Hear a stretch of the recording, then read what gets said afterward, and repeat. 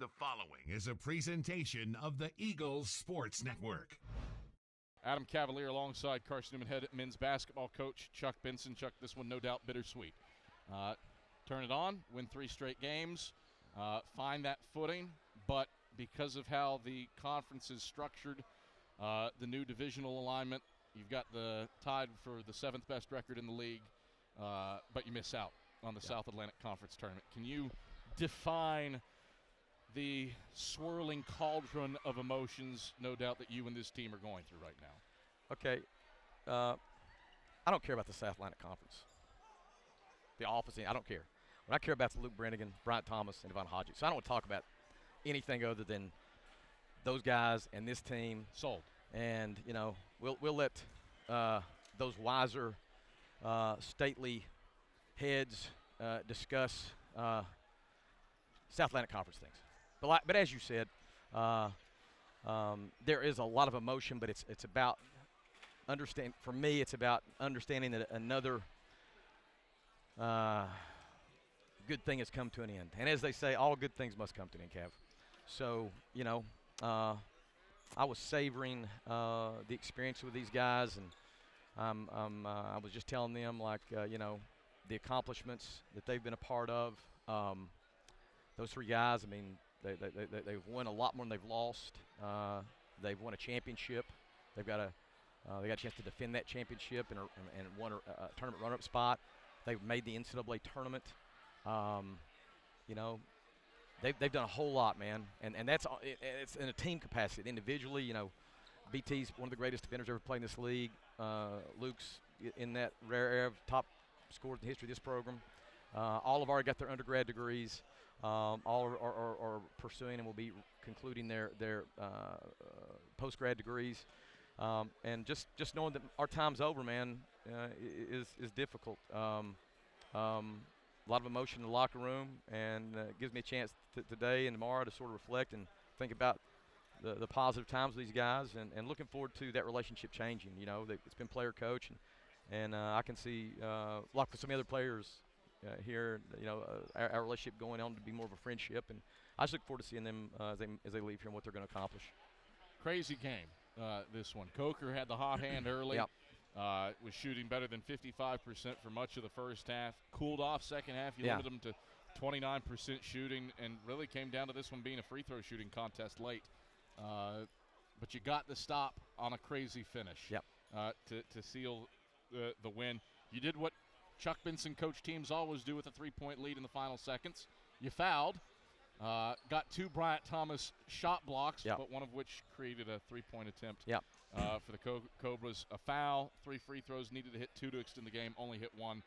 And Bryant Thomas secures his 11th rebound to seal the win. Well, dissect the finish, the crazy finish in this one. Well, I'm looking forward to looking at the tape. The officials have a really difficult job. From my angle, it looked like the young man that took the shot flopped. But we've seen, you and I both seen, it's if you want to see an epic clown show, what the NCAA has done this year with making such a big deal about the flopping situation, and there's been more flops that are undealt with this year than ever before, in my opinion. So I want to look at that. I know they've got a difficult job, and I may be like, you know what? There wasn't a flop, but I'm standing right in the direct line between the kid, and it really clearly looked like that. We had just addressed that in the huddle to, if they shoot an uncontested one, fine, we're just not going to give them a chance to get an and one or whatever. But the reality is our guys fought and scrapped, and that was against a Coker team that was really, really hungry. If they win today, they're in the conference tournament. So they're still in because Wise beat LR. So there you go. Coker is good for tournament Coker. bound. There you go. Well, good for them because they played hard, man. And this can be something sort of bitter. It can be something good. They lose today, but they're still in, and we win today and we're out. So it was a wild sort of finish, but we were able to find a way to get a win, and I love that, obviously.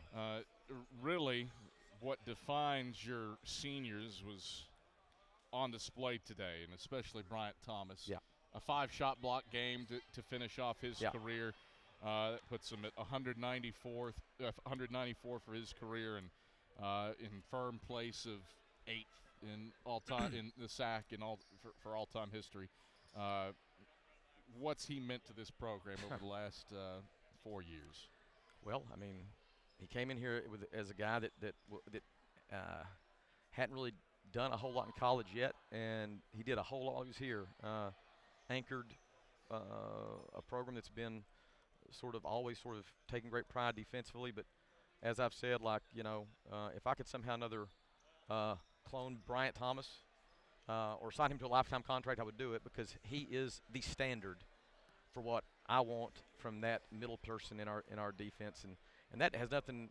I mean, that doesn't even explain how much he developed as an offensive threat as well. I think he was pushing that 1,000-point mark himself, fell a little bit short, but he did what we'd hoped he'd do, and then some, man. And he's just such a great success story from where he's come from to where he's at now, and I look forward to watching his life unfold. Luke Brennigan, what can you say about that guy? 224 career threes. He knocks down 2 more today, and exits with 3 more assists. Instrumental in running your offense today as much as any other day. He and I've just always had this really good, strong bond relationship, and oh man, I just Kev, I just like that dude. I just like him, man. I like his approach. I like his his attitude, his sacrifice, his confidence. And he's been a part of so many good things, and I'm obviously gonna miss him as a player. He had a lot on his plate this year, man. Last year it was a lot easier because he and Trip Davis could sort of work together and split some. This year there was no such beast, and he had to carry a double portion, but he did an outstanding job with that. And I mean, I'm going to miss him being the point guard that I've loved for the last several years, and I'm just going to miss him, man. You have different kind of relationships with all these guys, and he's just a guy that I'm going to miss having around here. Thank goodness I've got his little brother for another couple of years.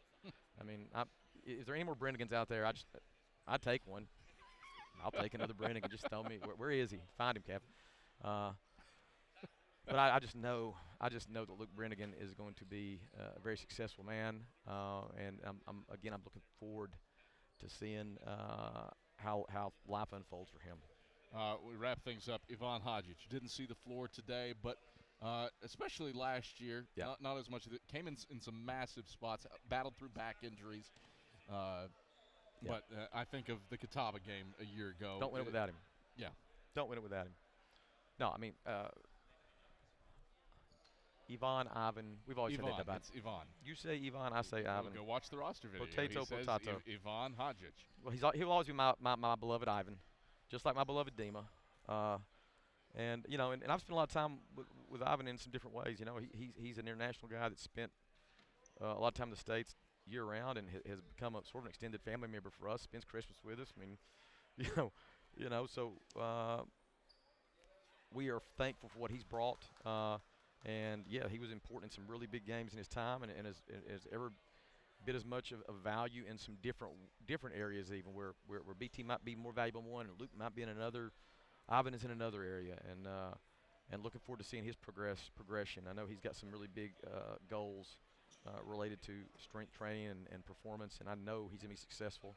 He's a really smart dude, really hungry, and just for the record, Cav, he always has a place to go for Christmas. He knows that. But he always has a place to go at my house for Christmas. Go and put that there now. Wrap up the chat about Coker. Rebounding was really on display today. Didn't shoot the ball out all that well, 39% from the field, but 18 offensive rebounds. You closed this season with your 2 highest offensive rebounding totals of the year. 19 against the Wasps on Wednesday, 18 here today. Outscored the Snakes 15-5 in second chance points. What's that say about the stick-to-itiveness of this club? Resilient, man. Resilient. These guys took a lot of punches, man, in January and February, but they finished like winners. And I didn't expect any less, man. I mean, a lot of these guys have been champions. You know what I'm saying? So I didn't expect us to suddenly go from being champions and winners to being losers. And we demonstrated we're not that. So I'm proud for what they showed today. But I knew Coker was going to bring it. I knew they were going to be hungry. I knew they were going to be determined, and they were. But our guys just had a little bit more fight to them, and it was very much on display. Break for the offseason at this point. What's there to do over the next 6 months or whatever it is to get ready for 23-24?